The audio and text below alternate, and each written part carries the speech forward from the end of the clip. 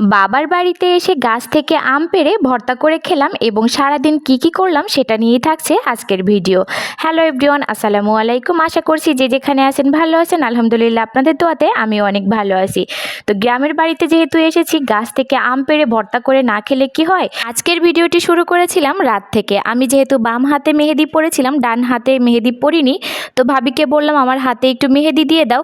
তো আমরা মেহেদি পরছিলাম আর আমাদের দুজনের যেহেতু ছোট দুইটা বেবি আছে, আমাদের বেবিগুলো এত পরিমাণে দুষ্টুমি করছিল, ভাবি অতটুকু পরিমাণে মেহেদি দেওয়ার পরে আর দিতে পারিনি। তারপরে বাকিটুকু আমি যে বাম হাত দিয়ে দিয়েছিলাম।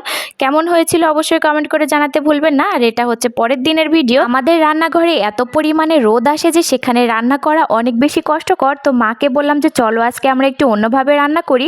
ছোটোবেলায় যেভাবে পিকনিক করতাম গর্ত খুঁজে এবং চারিপাশে ইট দিয়ে, ওইভাবে আজকে রান্না করেছিলাম।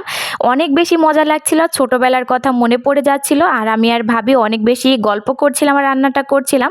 ভাবি আমাকে সব কেটে কুটে দিয়েছিল আর আমি রান্না করছিলাম। আর মার দায়িত্ব ছিল আমাদের দুইটা বাচ্চাকে সামলানো। তো যাই হোক, এই যে আজকে রান্না করছিলাম সজনে দিয়ে ডাল। আর এটা খেতে যে এত পরিমাণে মজা হয়েছিল সেটা কিন্তু বলার বাইরে। আর এইভাবে রান্না করলে এমনিতেই খেতে অনেক মজা লাগে। আর এই যে মেহেদির কালার যেহেতু ডান হাতে দেওয়া, এমনিতেই কিন্তু তেমন একটা ভালো কালার আসবে না, যেহেতু অনেক বেশি পানি ধরতে হয়।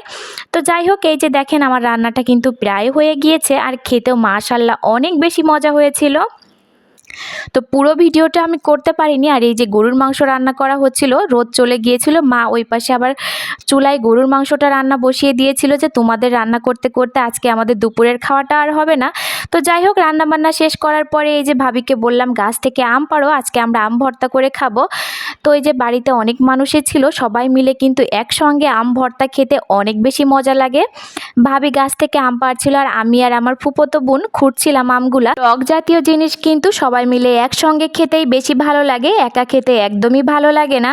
আর এই যে দেখেন আমের সাইজটা কিন্তু পরিমাণে অনেকটাই বেশি বড় হয়ে গিয়েছে, যেহেতু এইগুলো আটিরাম কিন্তু একটু দ্রুতই বড় হয়ে যায়। গরমের সময় এই খাবারগুলাই খেতে অনেক বেশি মজা লাগে। তো যাই হোক, আমগুলো খুঁটে নিয়ে আসা হয়ে গিয়েছে, এখন এই যে আমরা ধুয়ে নেব। আমরা চিন্তা করেছি আজকে বাড়ির ভেতরে যাব না, আম গাছের নিচে বসে আম ভর্তা খাবো। এই যে ভাবি আমগুলো কেটে নিচ্ছে, এখন যে চিকন চিকন করে কেটে নেওয়া হবে। আম কাটলে নাকি বটিতে ধার হয়, এটা কতটা সত্য আমি জানি না, আপনারা জেনে থাকলে অবশ্যই কমেন্ট করে জানাতে ভুলবেন না। আম কাটা হয়ে গিয়েছে, এখন এই যে মরিচ আর সরিষা বাটা দিয়ে আমটা এখন খুবই ভালো করে মাখিয়ে নেওয়া হচ্ছে। এইভাবে মাখানো দেখেই কার কার মুখে পানি চলে এসেছে অবশ্যই কমেন্ট করে জানাতে ভুলবেন না। তো যাই হোক, আম ভর্তা কিন্তু রেডি হয়ে গিয়েছে, এখন আমরা সবাই মিলে মজা করে খেয়ে নিব। আমটা পরিমাণে এত বেশি টক ছিল তা বলার বাহিরে, আর খেতেও কিন্তু অনেক বেশি মজা লাগছিল। আমি শিওর যারা এই ভিডিওটি দেখছেন অবশ্যই সবার মুখে পানি চলে এসেছে। আম খাওয়া শেষ করার পরে আমরা একটু হাঁটাহাঁটি করছিলাম। আর এই যে দেখেন সাবিত বাবুকে, সে তার মামাতো বোনের হাতটা ধরে কত সুন্দর হেঁটে বেড়াচ্ছে। তো এটাই ছিল আমার আজকের ভিডিও। সকলে ভালো থাকবেন, আল্লাহ হাফেজ।